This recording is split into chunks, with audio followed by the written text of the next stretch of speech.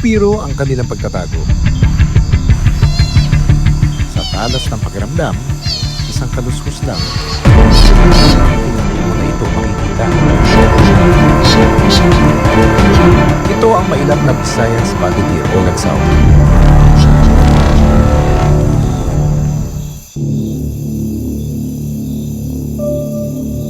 Ang tahimik na umaga ng mga Lagsaw, mukhang mabubulabog.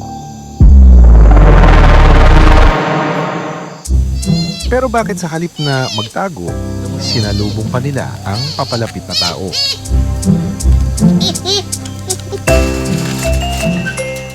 Hello, be. Yan saging, be? Yan saging? Aba, friends pala sila. Baby. Biglang nabuhayan ang Lagsaw na makita ang caretaker na si Miguela. Oras na ng kanilang almusal. Ang pagkain ng saging na saba. Ang Lagsaw na ito, nagpapasubo pa kay Miguela na parang bata.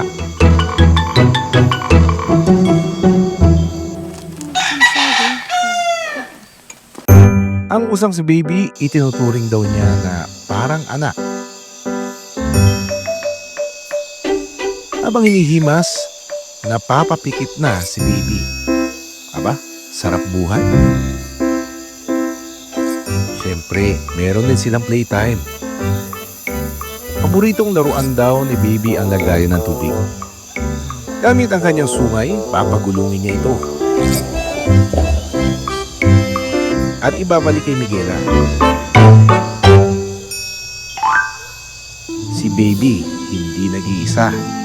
Kasama rin niya ang maiilap na sina Jenny at Shai. So itong lahi ng deer na ito is one of the rarest. Si Baby yung nag-iisang lalaki dito. There are two female deer and siya lang yung nag-iisa. Galing ito sa Silliman University. Kinuha nila at tinransfer dito para dito alagaan muna. No? Of course, they have official permits for this kind of enclosure and for them to keep them here. No? Dinala raw dito sa Luay Bohol ang mga Lagsaw para subukang paramihin. Itong si Baby was born in captivity. So hindi na siya pwedeng i-release back into the wild. But they're here because gusto nila magparami. Paparami sila ng mga usa. So when yung parents ni Baby namatay, humiram ulit sila ng loan ng 2 female deer sa Silliman University. With their approval, they were given 2 para mabuntis. So they're waiting for them to get pregnant. Napakaamo ni Baby kay Miguela. Pero nang lapitan ko ito,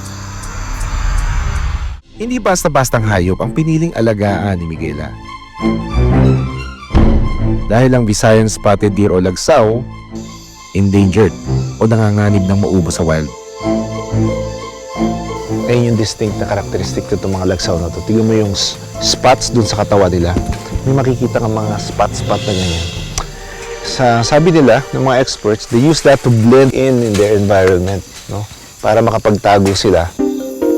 Endemic sa Pilipinas ang Lagsaw. Matatagpuan ito sa Visayas tulad ng Negros at Panay Islands. Bakit kayo nahilig sa mga usa? First time, pumunta kami ng Dumaguete. Nag-research kami.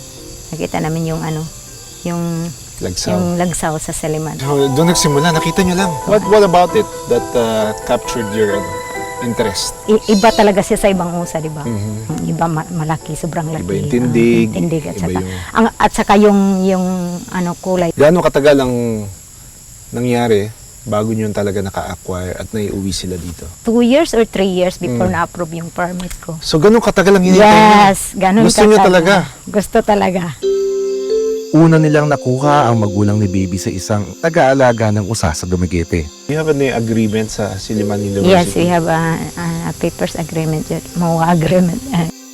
Layunin ng Center for Tropical Conservation Studies ng Silliman University na paramihin ang Lagsaw sa pamamagitan ng conservation breeding. Hirap talaga, yung requirements pa lang ng DNR, sobrang hirap na.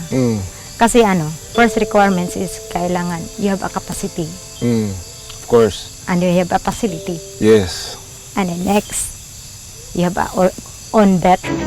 Taong 2019, namatay ang magulang ni Baby dahil sa katandaan at stress. 6 na taon na si Baby sa kanyang pangangalaga.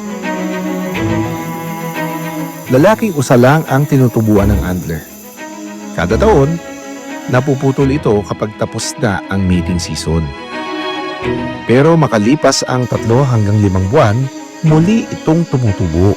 You would notice, itong si Baby, lalapit dito, would say hi, would investigate, and would try to observe us. But every time na parang manunuwag, no? Kita mo yung horns na yan that can actually hurt us kung sakaling mag-attempt tayo pumasok sa loob. Whoop! Tuloy mong wala yung fence na yan, no? May pinagkalagyan na tayo, sigurado yan. Tinatayang nasa 700 individual na lang ang natitirang lagsaw sa wild. Itong lagsaw is one of the rarest species of deer in the whole world. Kasi kakaunti na lang sila sa ang population nila sa wild, no? Because of habitat loss and extreme poaching. Kaya isa sa mga project ng Silliman University ay paramihin yung kanilang lahi so that we can repopulate the forest back again with this deer. Ang lagsaw na si Shai mukhang butis na raw. Pero dahil kasama niya si Baby sa enclosure, hindi ko masuri ang babaeng lagsaw. Kailangan munang antayin kasi na matanggal ang sungay ni Baby para makapasok sa enclosure. Ang lagsaw naman na si Jenny, hiniwalay muna. Posible kasing mag-away ang 2 babaeng lagsaw kapag nasa isang enclosure lang. Pero si Baby, kahit may bakod, tuloy pa rin ang pandiligaw kay Jenny.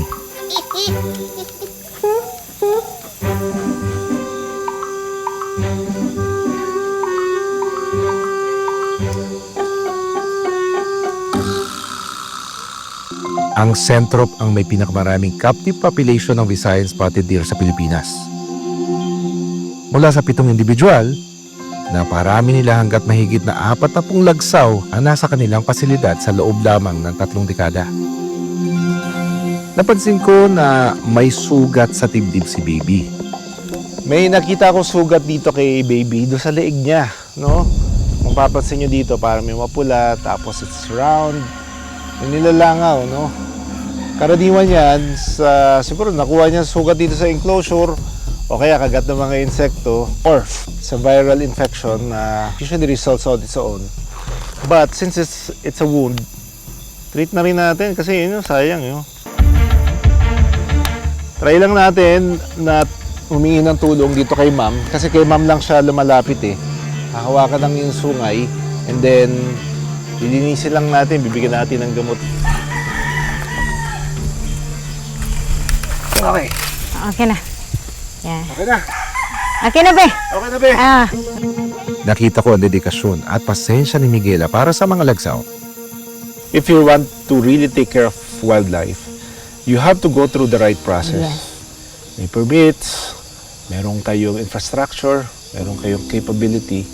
Hindi yung kukuha lang tayo sa wild, lalagay mo siya sa kulungan, tas bahala na. Bahala yan. Diba? Ganun na nangyayari doon sa ilan eh. Madami. But this is how you do it properly.